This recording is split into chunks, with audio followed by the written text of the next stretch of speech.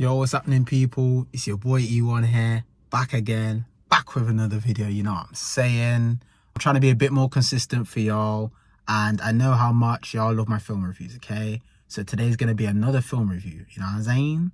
And today, we're going to be reviewing one of the hottest films to release currently. And it's another Marvel film. Obviously, you know how much I love my Marvel films, you know what I'm saying? I'm a big Marvel fan. So today's film that we're going to be reviewing, is the Thunderbolts, okay?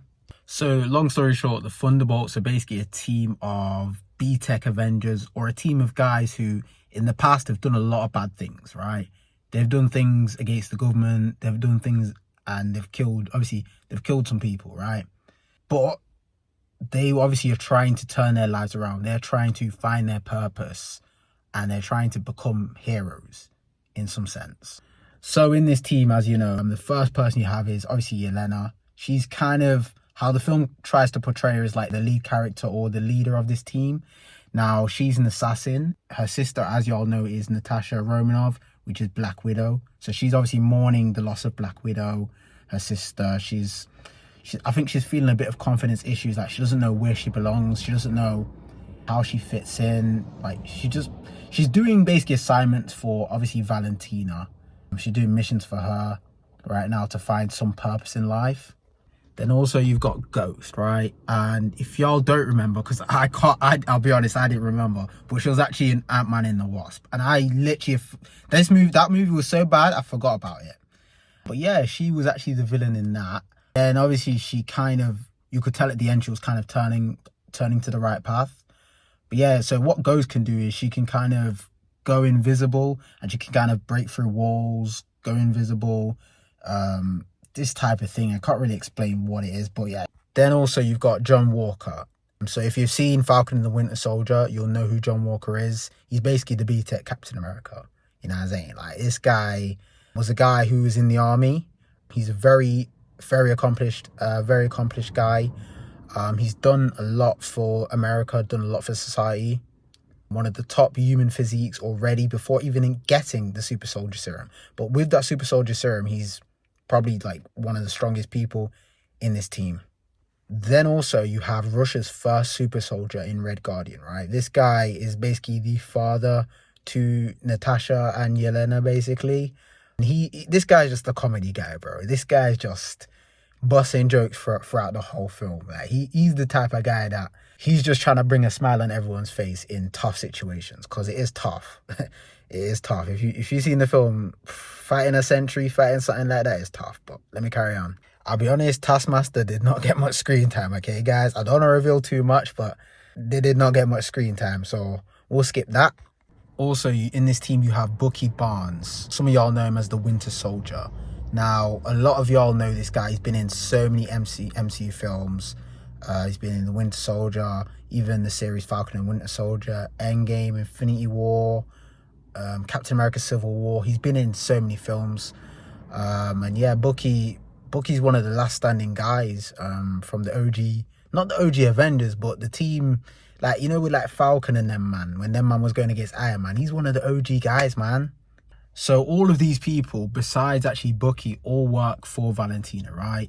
But obviously, they don't really know her sinister plan. She's basically trying to get rid of them. She's basically trying to kill them because she's done with them, you know what I mean? She's used them for what she wants, and now she's done with them, rid of them.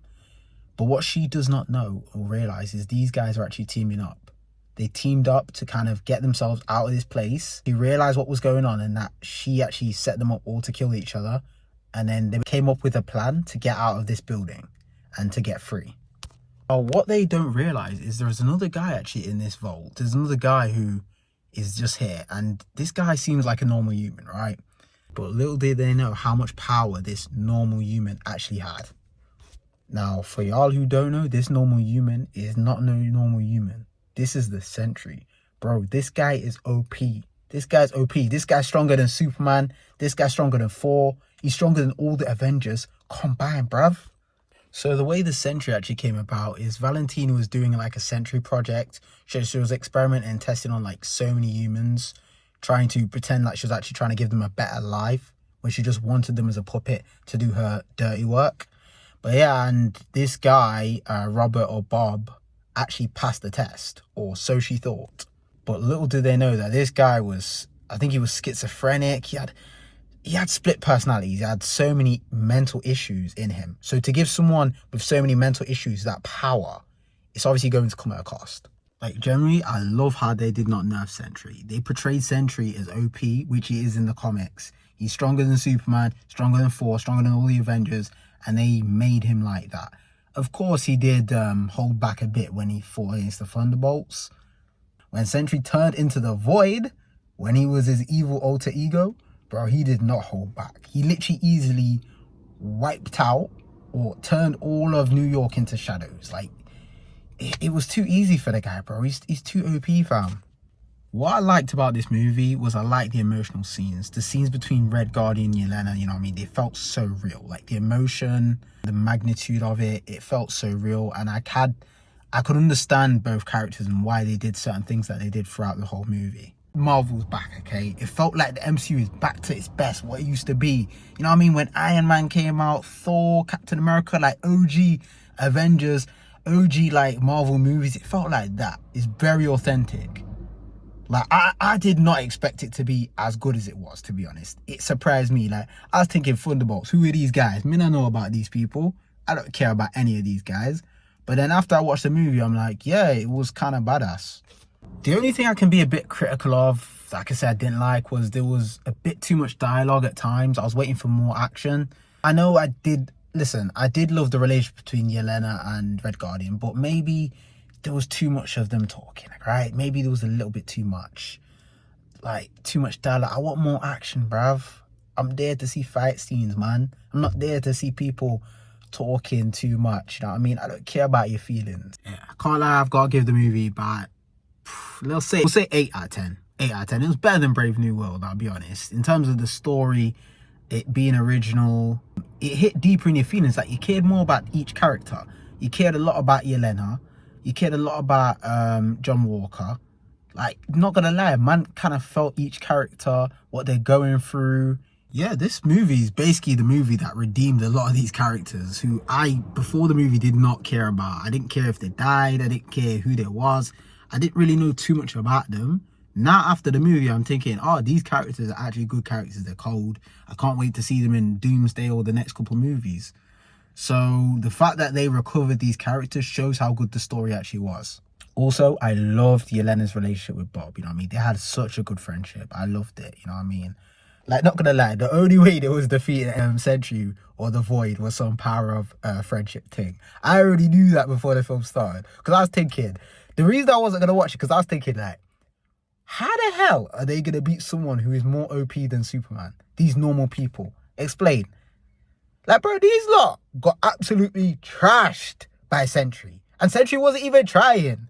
Bro, you see Bucky throw that punch. Bucky thought, yo, listen, I'm a super soldier. I've got a metal arm. I've got one of the hardest punches in the game.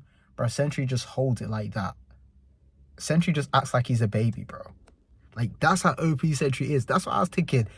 The fact that they're fighting this type of person means the film's going to be crap. You know what I mean? They're going to nerf Sentry or something.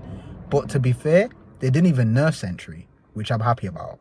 That's my review of Thunderbolts, okay? It was a fun film, enjoyable. I liked it.